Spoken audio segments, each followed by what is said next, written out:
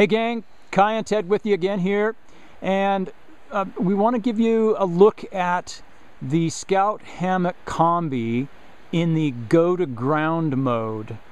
In other words, if you don't have a tree, a couple of trees to set up, we got plenty of them around here, but if you didn't, what do you do with the Scout Hammock Combi in that case? And so here it is in go to ground mode. So I'm going to turn you over to Ted and he'll show you some of the details of this setup. It's quite nice. Here you go, Ted.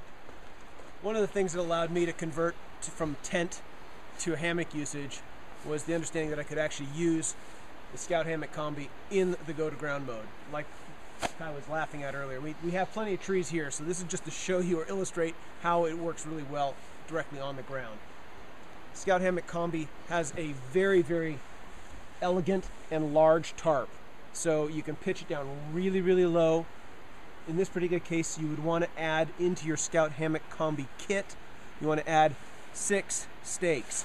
That allows you to go ahead and do 4 directly on the 4 corners of the actual tarp, and then go ahead and do 1 on either end off of some trekking poles. The other thing you might want to have along are some trekking poles. I'm assuming you're using trekking poles. If not, obviously you can always go ahead and scavenge them out of the woods or find some other thing, paddles or whatever else you need to put on there. So the only elements we're putting that are not in your Scout Hammock Combi are the 6 stakes and the 2 trekking poles. Otherwise, this is exactly the whole kit that I use when I'm hanging otherwise. So we've gone ahead and pitched the tarp. It's all set to go. We take the lines that we would normally use for basically the hammock suspension kit, and we're using that to tension off the poles at the apex of the tarp. Then we go ahead and I've taken the elastic band that suspends all of the mesh. Whoops, I just let it go. Hang on a second. Whoa, get a hold of that. All right. There's the elastic. All I'm doing is allowing myself to take the actual mesh that's in the hammock and elevate it off my face by taking it and buttoning it on up here into the slit cord. Again, that works really, really well. Infinite adjustment. So if I had a longer pole, I could go ahead and play with that. Kai, if you get a chance, we should peek on in here so you can see. I've already stashed my pack down in here, my other gear, but that's the interior right there.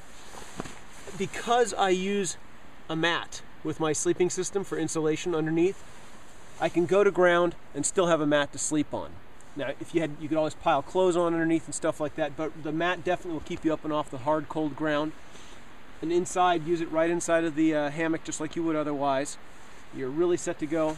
Gives you a lot of versatility, and pretty much means this shelter goes just about anywhere on the planet you might choose to go. Have fun. Thanks, Ted.